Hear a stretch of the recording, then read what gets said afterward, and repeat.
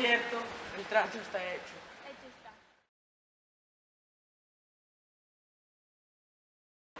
Hola, mujercita mía, ¿qué tal?